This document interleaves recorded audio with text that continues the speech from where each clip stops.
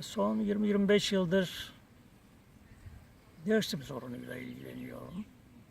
Çünkü bu toplum her şeyiyle e, yok edilen, yok edilmeye çalışılan bir toplum. Çok ağır travmalar yaşayan bir toplum. Dili yok edilmek istenen bir toplum. Coğrafyası yok edilmek istenen bir toplum. Tarih bilinci kesintiye uğratılmış, başkalaştırılmış bir toplum. Ben birçok yazımda da ifade ettim. Dersim bitkisel hayat yaşayan bir coğrafya. Onun yeniden yaşama tutur olması ne kadar olanaklıdır doğrusu bilmiyorum. Ama bizim vicdani bir borcumuz var Dersimliler olarak.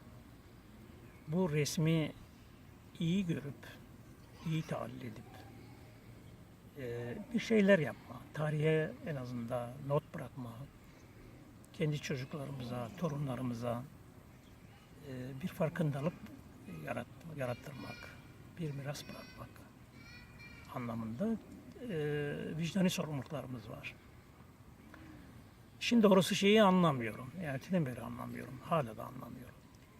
Yok olmuş bu kadar ağır sorunlar yaşayan bir coğrafyanın bu durumunu görmeyip hala kavga eden kesimleri anlamıyorum. Neyi paylaşmıyorlar? Yani ortada bir hükümdarlık yok. Dolayısıyla bu hükümdarlığın anahtarı için kavga edenleri anlamıyorum. Anlamakta zorlanıyorum.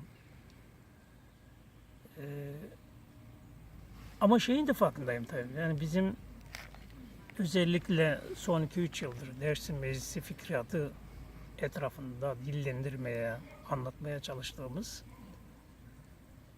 bir yeni paradigma var. Yenidir, yeni bir paradigmadır. Yeni olduğu için insanların anlaması zordur. Bir aydınlanma sürecidir. Fikirsel olarak, fikriyat olarak da bir aydınlanma sürecidir. Kolay değildir ama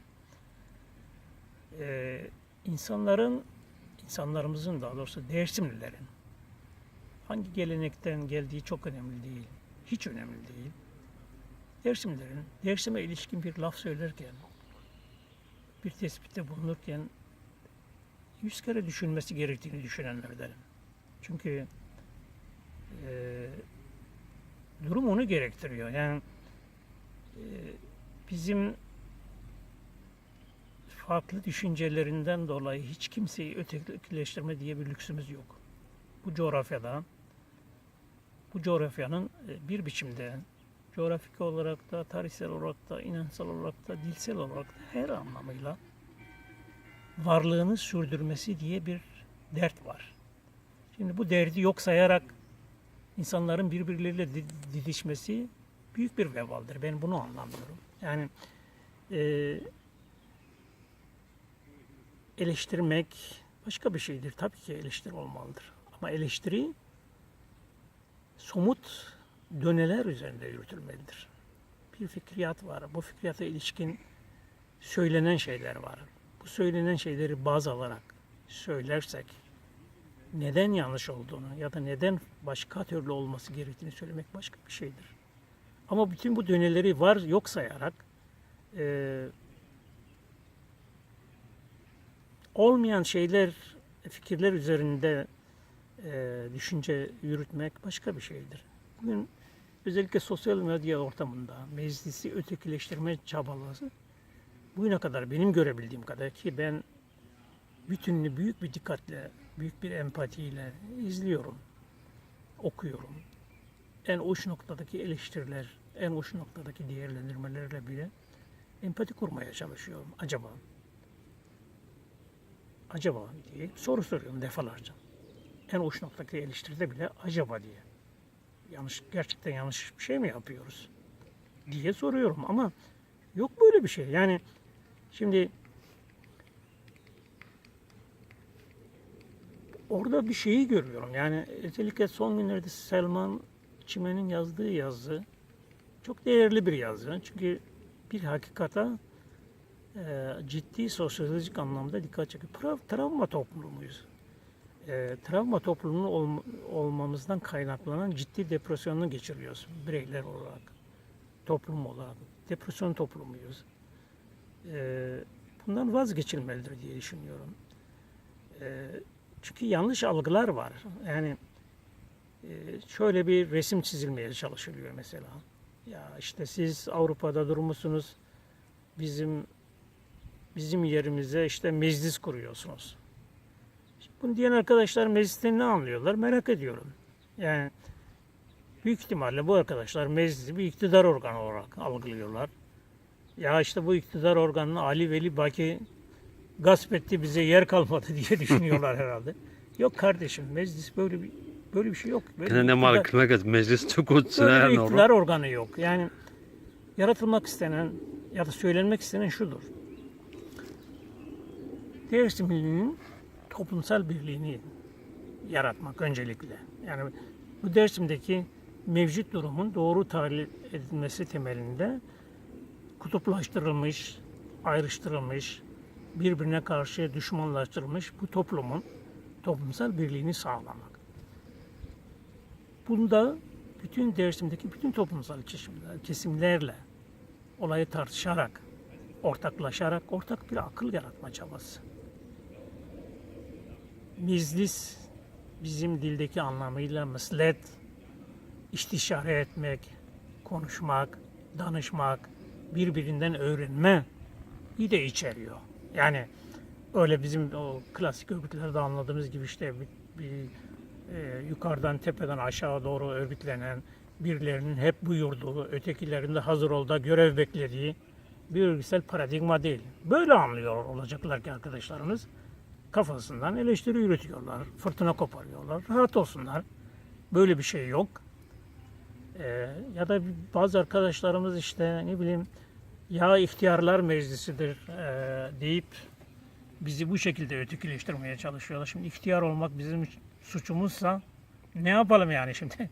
Biz bir topluma aitiz. Bizi eğer fırınlara sürmeyecekseniz kaldı ki bugüne kadarki bütün çabalarımıza tanık olan herkes biliyor ki biz bu çabanın en geniş kesime yayılması için olağanüstü çaba sarf ediyoruz. Bu çaba içerisinde Dersimli gençlerin olması için özel çaba sarf ediyoruz. Dersimli kadınların bu işi omuzlaması gerektiğini defalarca ifade ettik. Bunun için olağanüstü çaba sarf ediyoruz. Olmuyorsa nedenleri var. Bu nedenler üzerine biz de kafa yoruyoruz. Arkadaşlarımız da kafa yorsunlar.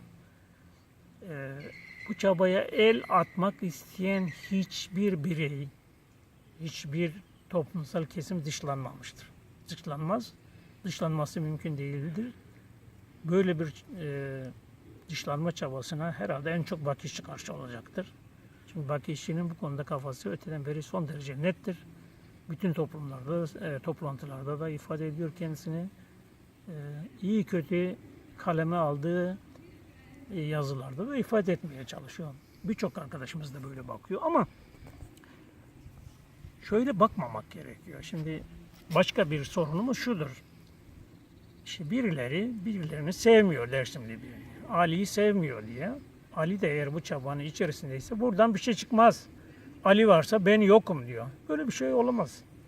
Bir toplumsal örgütlenme olması, bir sınıf örgütlenmesinden, bir ulusal örgütlenmesinden bildiğimiz klasik bütün örgütlenmelerin dışında farklı bir örgütlenme öneriyoruz.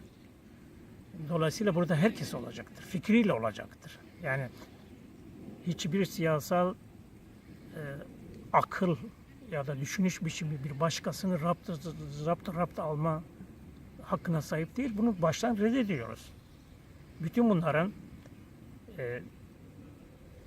hani başka bir şöyle anlatayım.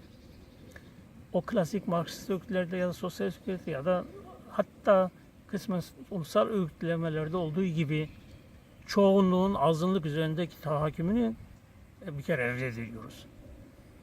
Azınlık diye adlandırılabilecek tırnak içinde bir siyasal düşüncenin haklarının mutlak şekilde garanti altına alınabileceği bir paradigmanın yaratılması gerektiğini savunuyoruz. Şimdi bu kadar kıymetli bir çabayı görmemek için insanın akıl tutulması yaşaması lazım. Ya da kötü niyetli olması lazım. Gerçekten kötü niyetli olması lazım. Başka bir yol yoktur dünyada. Yani aşağıdan yukarıya doğru örgütlenen bütün toplumun bütün kesimlerinin kendilerini bir biçimde ifade ettikleri, böyle bir özgürlüğe sahip oldukları bir toplumsal mekanizma ya da bir toplumsal proje yaratmaya çalışıyoruz. Bu öyle sanıyorum ki çok az denen bir modeldir. Sıkıntımız da buradan kaynaklanıyor. İnsanlarımız doğal olarak çok farklı geleneklerde geldikleri, belli kalıplar içerisinde düşünüyorlar. Derler ya halkımızda meşhur bir laf var. Bir insanın zikri neyse fikri de odur diye. Şimdi dolayısıyla ben birçok anlamsız ötekileştirmeyi, eleştiri diyemeyeceğim, ötekileştirmeyi biraz buna bağlıyorum. Yani zikirleri böyle, dolayısıyla fikirleri de böyle oluyor. Ama inanın ki sizin düşündüğünüz gibi değil fikrimi diyeceğim kısaca bunlar. Başka ne diyeyim? Was var bu bu? Tek o zaman. Dat is klam var vazı. Böyle. Na. Az ni was bırak. Klavat ya wesa da khazale. Peseni kana var. Ben veren yok. O da dünya var. Was var bu naklacı bu.